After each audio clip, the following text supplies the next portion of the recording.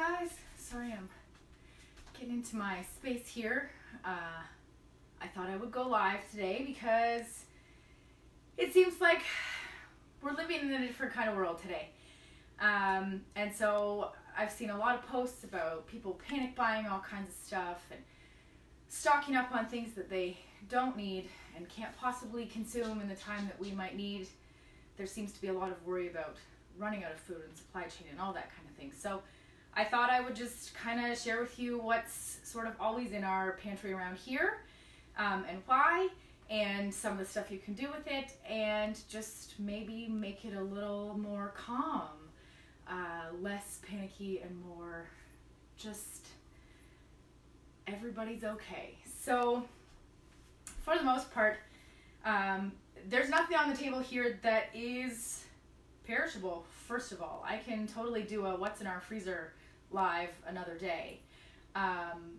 But this is all stuff that is shelf stable, can stay in the cupboard, can be used in lots and lots of different ways, and is nutrient dense and good for you, so that you're not just, carbo loading on pasta and bread. And trust me, I'll be baking a lot of bread as well. But so without further ado, where to start? I guess with some of the stuff like pulses and beans. So I have pinto beans and Great Northern beans, white beans, cannellini beans. I think they're called a whole bunch of different things. I think actually cannellini is white kidney beans, so they're a little bit bigger than these guys. I have red and green lentils. I didn't bring the green lentils, but that's okay. The red ones are great in curry dishes and Indian food and stews and so all sorts of places like that. I actually have a really awesome red lentil bolognese sauce where you can throw in the lentils instead of meat and still get your protein in there. The green ones are really great in stuff like the shepherd's pie. I have black beans. I do also have red kidney beans. So black beans and pinto beans I soak and use in enchiladas and tacos and huevos rancheros and all kinds of Mexican food, where the white beans are great for like a smoky white bean and kale soup. And the green lentils we use in place of meat in a lot of things like shepherd's pie and whatever. What else? I have a bunch of canned stuff here. So organic tomato paste and organic no salt added tomatoes. You can do all kinds of stuff with these guys. Again, make sure that you're getting the organic and the ones that say that there's no BPA in the cans. But you can get a whole bunch of them and they will last for ages when you maybe can't get your hands on fresh tomatoes. Like they've been saying, there is no food shortage. We just have to give the stores the chance to restock the shelves so you can get fresh tomatoes. And the weather's changing, so soon maybe we can grow our own. I haven't found dried chickpeas that I love. I have a few that I get from my friend Kathy that we sprout, and I do love them. Again, if you're sprouting beans, lentils, pulses, etc., make sure that you get the organic ones. The non-organic dried stuff may not sprout for you ever. The process that's done to them, irradiation and other things to dry them and make them available for mass bulk buying, can sometimes change the germ and they won't actually sprout for you at all. So I have some canned chickpeas. Madeline complains about canned chickpeas, which is why I do also have dried ones that we sprout. She loves sprouted ones. She's not a huge fan of the canned ones, but the canned ones she'll eat if I turn them into hummus and other things, so including roasting. So chickpeas, if you don't have dried ones. I always make sure to have coconut milk on hand, again, for curry dishes and things like that. This one is great because it's literally just coconut and water in here. There's no other gums or preservatives, etc. It's a nice creamy one. It's got lots of fat. It's a good fat that's great for your brain. It adds really creamy flavor to a lot of Indian dishes. It's actually butter chicken that's in the slow cooker behind me right now. We have a couple of types of tinned meat, so tuna and salmon. Again, tuna casserole.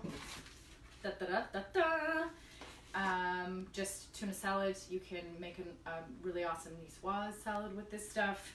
I have a great salmon burger recipe that I do with tinned salmon. You can add it to all kinds of things. So again, if we do get to a point where we run out of fresh meats, tin stuff can be really great. I have repurposed this container and it's full of homemade granola. The girls love it with Greek yogurt and frozen fruit. Again, the what's in my freezer can be for another day. We have some dried fruit on hand all the time. The girls like raisins, dried cranberries. I have dates and figs because I use them in a couple different recipes. Seeds and nuts, so hemp hearts I love. These are a really great source of protein and omega-3s, which are great for your brain.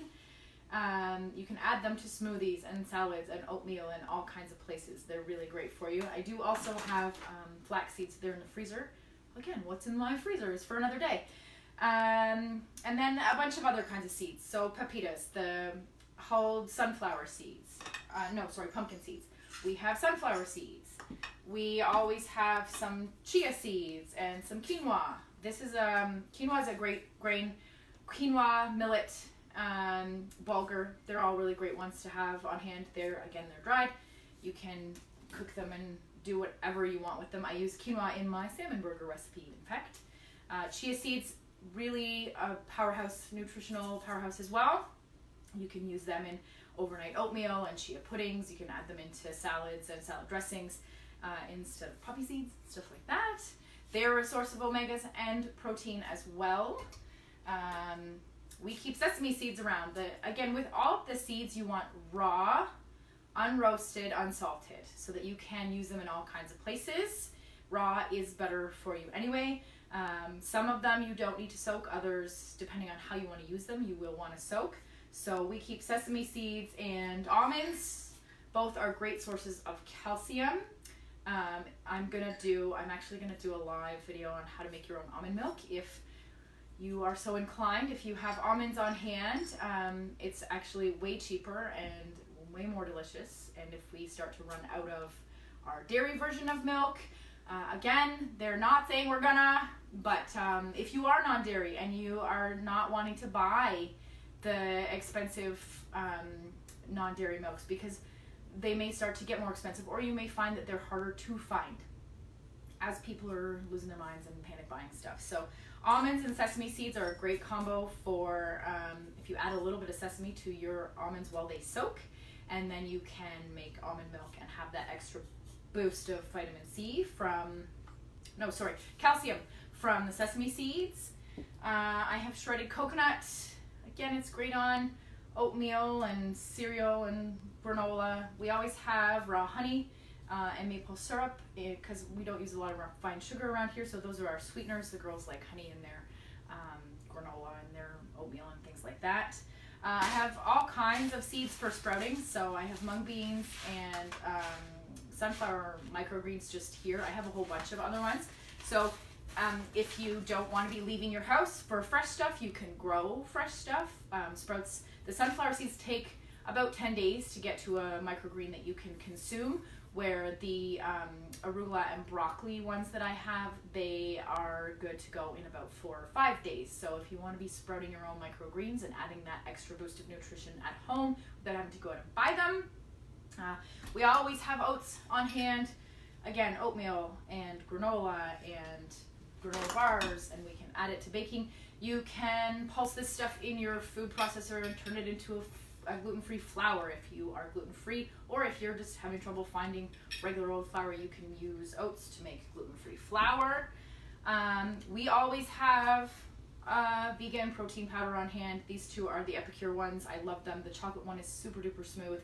It's super awesome chocolatey flavor, so it's great in smoothies and baking and things like that, where the Vanilla Optimum one can be put into a lot of different places because it's not as overwhelming a chocolatey flavor. This one makes a really great elixir and smoothies and chocolate muffins, where the vanilla one you can add into all kinds of other baking. It's still sweeter, so you don't maybe want to add this into a savory something, but this one's awesome in muffins and that kind of thing. A couple kinds of pasta. So we have the gluten-free macaroni, but I do also have glutinous penne and spaghetti and stuff like that. Again, don't go buying 2 years worth of pasta. This is one bag, right? And we're a family of 6, so there's no panic buying. I have rice noodles, again, because we like Thai food and that kind of thing. These are great for Thai and Chinese. We have soba noodles. These go great in soups and stir fries too. I have tahini, and we have a couple of other seed and nut butters. Again, we don't have peanut butter in the house because of the allergy, but we do have almond butter and sunflower seed butter. Again, we're confined to our own home. I can put almond butter in all the kinds of things I would normally not put it in because I can't send them to school. So I can make almond butter cookies and add it to granola and add it to granola bars because we're the only ones who are going to be consuming them for the next little while. But tahini and sunflower seed butter are really awesome as well. Again, tahini is from your sesame seeds, so it's a great source of calcium. Some of your cooking oils. So we have coconut oil. I also have olive and avocado. You can see behind me. Make sure you have enough that you need for a little while. Don't go buying 35 bottles of it. You're not going to need those. I mean, you will for the next year and a half of your life, but we're not going to need to be in confinement for that long. I have some other nuts as well. We have hazelnuts as well as the almonds. I make my own hazelnut butter out of these guys. I think that's everything that's on here, aside from some of our Epicure favorites. So the sweet banana bread mix. If you saw my pictures yesterday, this is what we were baking, and really all you need to add is eggs, some sad bananas, and some coconut oil. Again, if you have coconut oil in the house, which most people generally do anyway, sad bananas, most people probably have a whole bunch of them in the freezer. Eggs might be the only thing that's hard to come by. Again, we are not being cautioned that we're running out of food, so don't really worry about running out of eggs, but you can also use a flax egg. If you don't consume eggs or you don't have eggs, you can use ground flax seed and water to make a flax egg, or you can grind up chia and make a chia paste. So both can be egg replacers. And then some of our favorites here. So the taco seasoning, everybody loves that one. Alfredo, pulled chicken, mac and cheese. You might recognize these babies because they are something that I shared yesterday. These are part of our 3-week dinner collection that's actually on sale for 20% off right now. Most of these you can make lots of, mac and cheese, there's never leftovers in this house. Again, I'm cooking for 6, but I think we make 3 cups of dry pasta at a time when we're making mac and cheese. I do a large thing of a baked mac and cheese, but mac and cheese is a favorite around here.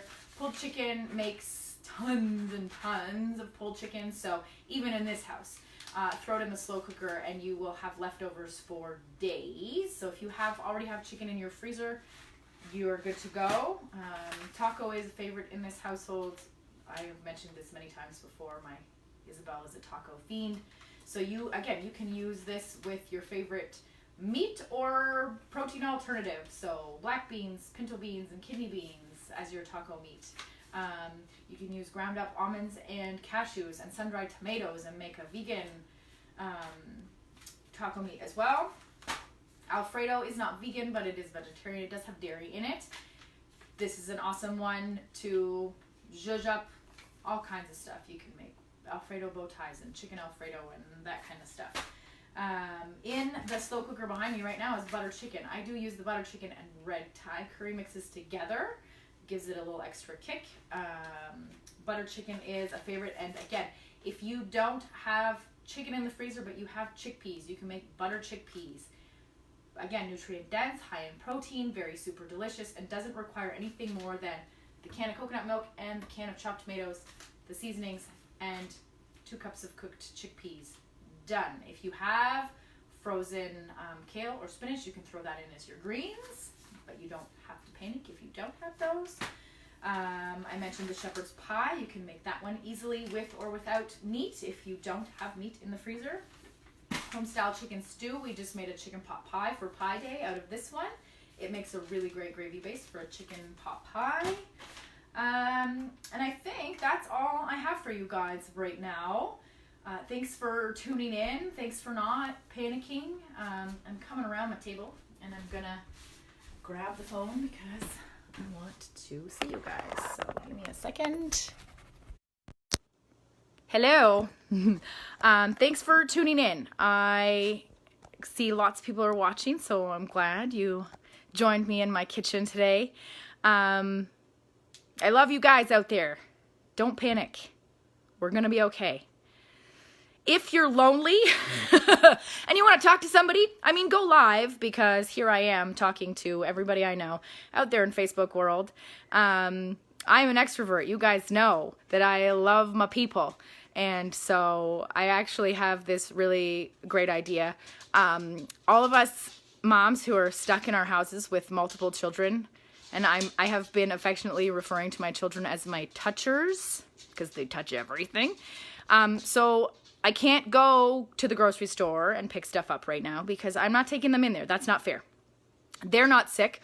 I'm not sick. We haven't traveled and haven't been in contact with people who have traveled, but I don't know who's coming in to the grocery store after us. And I know 100% that I can't trust my children not to touch everything in there. So I can't take them in.